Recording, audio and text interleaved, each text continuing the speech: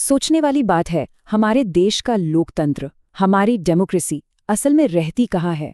ये सिर्फ कानूनों या चुनावों में नहीं है, ये एक इमारत के अंदर धड़कती है।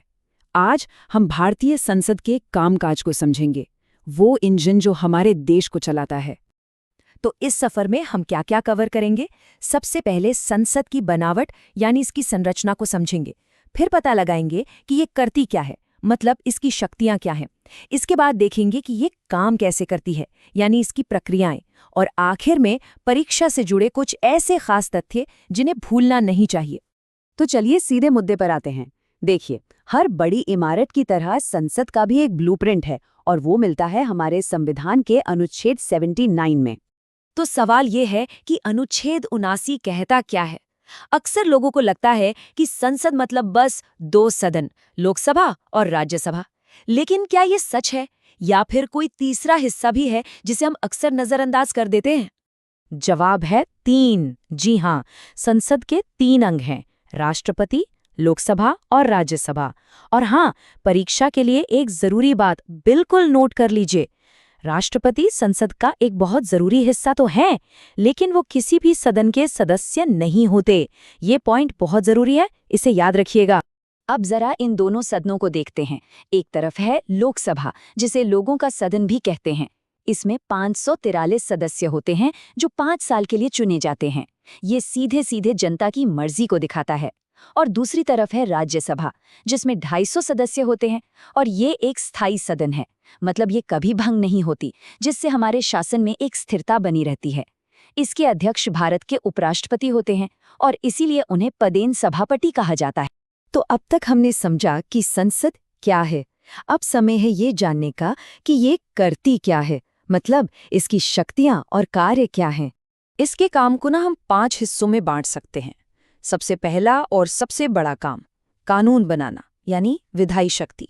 फिर आता है देश के पैसे पर कंट्रोल, यानी वित्तीय शक्ति। ये सरकार के काम पर भी नजर रखती है, कुछ न्यायिक भूमिकाएं भी निभाती है, और हमारे राष्ट्रपति और उपराष्ट्रपति के चुनाव में भी इसका एक अहम रोल होता है। सरकार पर नजर रखना ये बहुत ही जरूरी काम है, और संसद ये काम करती है प्रश्नकाल और शून्यकाल जैसे टूल से, ताकि मंत्रियों को जवाबदेह ठहराया जा सके। लेकिन इसका सबसे बड़ा हथियार वो है अविश्वास प्रस्ताव, जो सरकार को गिरा भी सकता है। और हाँ, एक बात जो हमेशा पूछी जाती है, मंत्रिपरिषद सामूहिक रूप से सिर्फ और सिर्फ लोकसभा के प्रति ही जवाबदेह होती है, यानी सीधे जनता के चुने हुए प्रतिनिधियों के प्रति। लेकिन जब बात आती है पैसे की, तो गेम थोड़ा बदल जाता है। धन विधेयक यानी मनी बिल के मामले में आखिरी फैसला सिर्फ लोकसभा का होता है। राज्यसभा बस सलाह दे सकती है, लेकिन लोकसभा उसे मानने के लिए मजबूर नहीं है। ये पॉइंट आपके मेंस के उत्तर में बहुत काम आएगा। अब इतनी सारी शक्तियों के साथ काम करने के लिए कुछ नियम भी तो चाहिए ना। तो चलिए अब हम आते हैं अपने तीसरे हिस्से पर, संसदीय प्रक्रियाएं। आखिर ये सब काम होता कैसे है? देखिए, संसद सत्रों में काम करती है, आमतौर पर साल में 3, बजट, मानसून और शीतकालीन। लेकिन यहाँ एक संवैधानिक नियम है। संविधान कहता है कि 2 सत्रों के बीच 6 महीने से ज्यादा का अंतर नहीं हो सकता। क्यों? ताकि सरकार नियमित रूप से जवाबदेह बनी रहे और बचकर निकल न सके।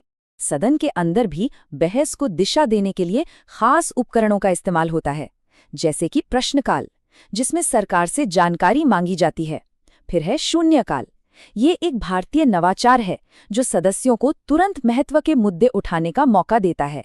और जब कोई बहुत ही गंभीर मामला हो, तब स्थगन प्रस्ताव दिन की कार्यवाही को रोक सकता है, ताकि उस एक जरूरी मुद्दे पर ध्यान दिया जा सके।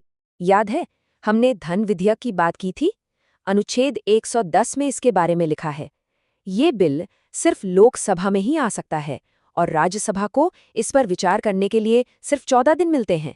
इससे ये साफ है कि वित्तीय मामलों में आखिरी अधिकार लोगों के सदन का ही है। लेकिन सोचिए, अगर किसी साधारण विधेयक पर दोनों सदन सहमत न हों तो क्या होगा? तब अनुच्छेद 108 के तहत राष्ट्रपति एक संयुक्त बैठक बुला सकते हैं। और यहाँ मजेदार बात यह है कि इसकी अध्यक्षता लोकसभा के अध्यक्ष करते हैं, क्योंकि लोकसभा में सदस्य ज्यादा होते हैं। पर हाँ, धन विधेयकों के लिए ये विकल्प उपलब्ध नहीं है। ठीक है, अब आते हैं कुछ फटाफट तथ्यों पर, वो बातें जो प्रीलिम्स और मेंस दोनों के लिए बहुत महत्वपूर्ण हैं। सबसे पहले अनुच्छेद 249 ये राज्यसभा को एक खास शक्ति देता है। वो संसद को राष्ट्रीय हित में राज्य सूची के किसी विषय पर कानून बनाने का अधिकार दे सकती है, जो हमारे संघीय ढांचे में एक शक्तिशाली संतुलन का काम करता है। और दूसरा है अनुच्छेद 312। सिर्फ राज्यसभा ही नई अखिल भारतीय सेवाओं जैसे आईएएस या आईपीएस के निर्माण की प्रक्रिया शुरू कर सकती है। ये एक ऐसी शक्ति है जो लोकसभा के पास बिल्कुल नहीं है। अब एक ऐसी चीज पर ध्यान देते हैं जहां अक्सर लोग गलती करते हैं। लोकसभा अध्यक्ष तो एक राजनीतिक दल से आते हैं, है ना? तो क्या वो भेदभाव नहीं करते? यही तो ट्रैप है। एक बार चुने जाने के बाद उनसे उम्मीद की जाती है कि वो निष्पक्ष होकर काम करेंगे और पूरे सदन के संरक्षक के रूप में सेवा करेंगे, ना कि सिर्फ अपनी पार्टी के प्रतिनिधि के रूप में। ठीक है, तो कितना ध्यान से सुना। चलिए एक क्विक क्विज से इसे परखते हैं। पहला सवाल, संसद का कौन सा सदन स्थायी सदन के रूप में जाना जाता है? सवाल नंबर 2, जब ये तय करने की बात आती है कि कोई विधेयक धन विधेयक है या नहीं, तो आखिरी अधिकार किसके पास होता है?